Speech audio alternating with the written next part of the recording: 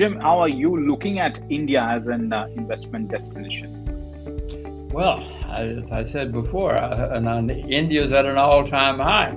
Somebody's done a brilliant job in India. I guess it's you. Maybe it's ET Markets. I don't know. Right. But India's been a very successful market in the last few months.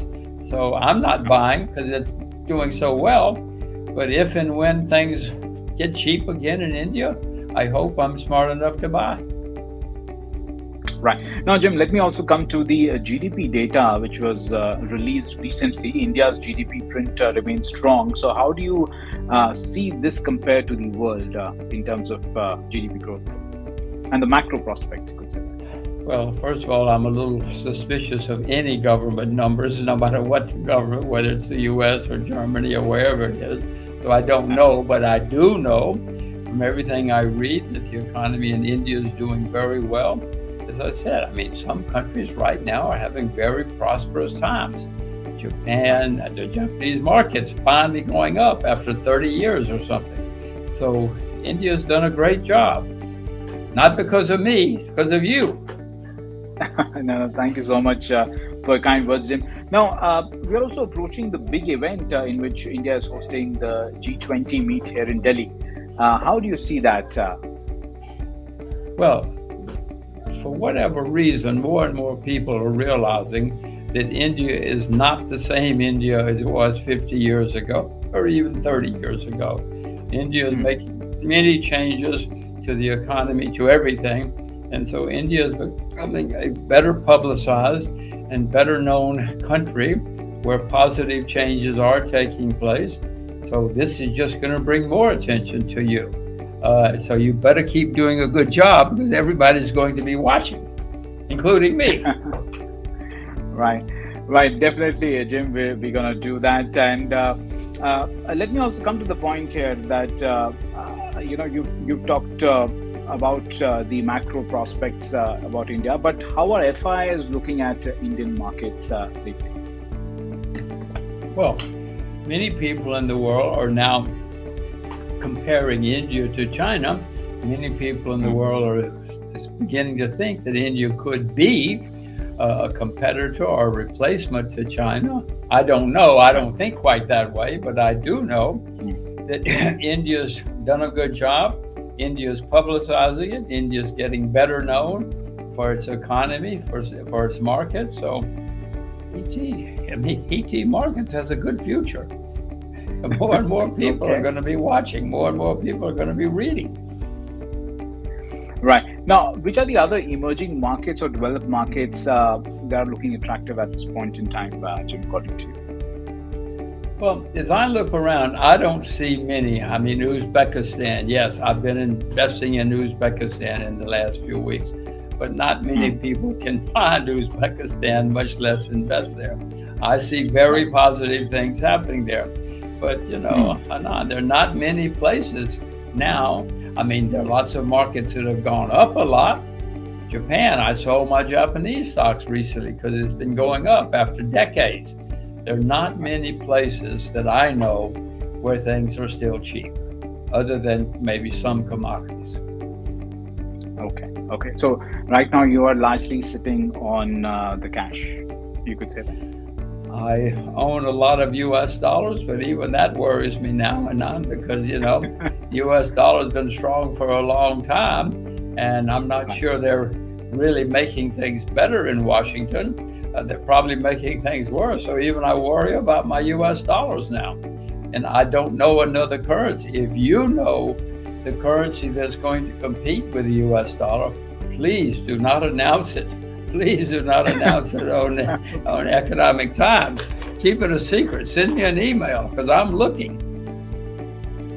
Right. Now, in fact, if we come to another, you could say the rating agency, which is Moody's, it has downgraded the credit outlook of the 10 US banks. So does that worry you, or is that one of the reasons why you're scared of the US dollar? I don't know what took them so long. Why did it take so long to start downgrading U.S. banks? I mean, the U.S. banking system, I'm an American citizen, so I don't like what I'm about to say, but The American banking system has gotten itself overextended. Many people, and it always happens, Anand, when there are good times, everybody thinks, I'm smart. This is going to go on forever.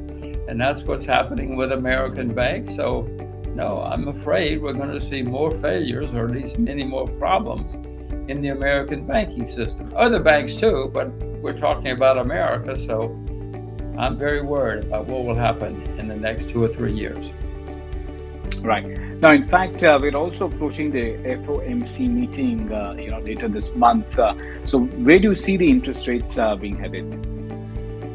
Well, let me stop going up for a while because, all markets go up, down, up, correct. And that's been happening with inflation. So the central banks think they're smart. They think they solved the problem. They have not solved the problem. Well, you'll probably have interest rates be stable or steady for a while. But in the next year or two, when inflation continues to rise, more and more central banks will be worried. And I'm afraid we're going to see much higher interest rates before this is over. I mean, may not remember, but in the 70s, we had a period of inflation. Interest rates on treasury bills, short-term government paper in the United States were over 20%. That's not a typo. Over 20%. They had to do something to kill inflation. It took dramatic measures, and they did it. It's going to take dramatic measures next time, too. In 1980, when that happened, the U.S. was still a creditor nation. Now the United States is the largest debtor nation in history. So there are many differences that may make things worse.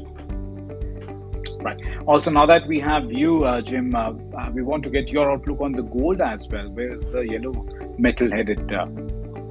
With gold? Well, I own gold. I mean, you may know I own gold. Absolutely. I'm right here. Here's some gold. Okay. In case you need some, I have some right here. No, I own gold. I own silver. If I were buying either today, I would buy silver. Silver is much cheaper on a historic basis, but I own both, and I will probably be buying more silver soon if it continues to go down.